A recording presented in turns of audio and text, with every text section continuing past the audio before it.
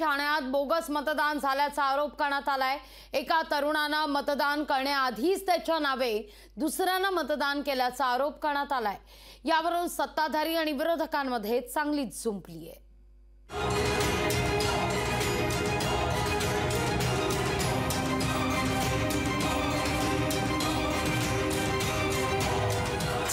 ठाण्यात बोगस मतदानाचा आरोप। मतदार केंद्रावर जाण्याआधीच डमीचं मतदान। बोगस मतदानावरून सत्ताधारी आणि विरोधकांमध्ये जुंपली। ठाण्याच्या सेंट जॉन शाळेच्या मतदान केंद्रावर आलेला हा भरत बहुआ नावाचा तरुण पहा। भरत हवालदिल झालाय, कारण भरतनं मतदान करण्याआधीच दुसऱ्याच कुणीतरी त्याच्या नावानं मतदान केल्याचं सांगण्यात आलं। मतदानापासून वंचित व्हावं लागल्यानं भरत आता हवालदिल झालाय। त्याच्याकडून बॅलेट पेपरवर मतदान करून घेण्यात आलं, पण त्यावरही त्याला विश्वास राहिलेला नाहीये। मी जेव्हा ओरिजिनल मतदार मी होतो, मला मत करायला हे लोक देत नव्हते। मी त्यांच्याशी भांडण केले, अर्धा पाऊण तास तिथे उभा राहिलो। मी बोललो जोपर्यंत मला मत करायला देणार मी पुढे कोणाला देणार नाही मत करायला।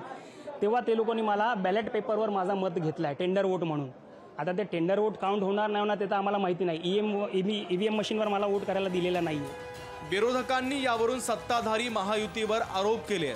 प्रशासकीय यंत्रणा आणि पोलिसांना हाताशी धरून मोठ्या प्रमाणात बोगस मतदान सुरू असल्याचा आरोप जितेंद्र आव्हाड यांनी केला आहे। बोगस मतदान जोरदार चालू आहे। शासकीय यंत्रणा हातात धरलेल्या आहेत। इलेक्शन कमिशन जर कोणाच्या हाताचं बाहुलं बनून तिथे काम करणार असेल, अधिकारी मुद्दामून वोटिंग स्लो करणार असतील, ते इलेक्शन घेऊ नका ना, रद्द करून टाका ना। मुख्यमंत्री एकनाथ शिंदे यांनी विरोधकांचे आरोप मात्र फेटाळून लावले आहेत। पराभव समोर दिसू लागल्यानं बोगस मतदानाचे आरोप केले जात असल्याचं मुख्यमंत्री शिंदे यांनी म्हटलंय। ठाणे हा महायुतीचा शिवसेनेचा बालेकिल्ला आहे, त्यामुळे इथं मतदार स्वेच्छेने स्वतः आजच्या 20 तारखेची वाट पाहत होते। त्यामुळे ज्यांनी वक्तव्य केलंय त्यांनी हत्यारं खाली टाकलेली आहेत।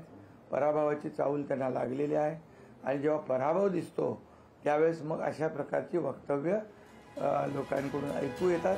बोगस मतदान रोखण्यासाठी प्रभावी यंत्रणा असतानाही ठाण्यासारख्या शहरात बोगस मतदान होत आहे। एक प्रकारे प्रशासकीय यंत्रणेला बोगस मतदान करणाऱ्यांनी आव्हानच दिल्यासारखं झालंय। शुभम कोळी, लोकशाही मराठी, ठाणे। लोकशाही मराठी ऐका, पहा, जागरूक रहा।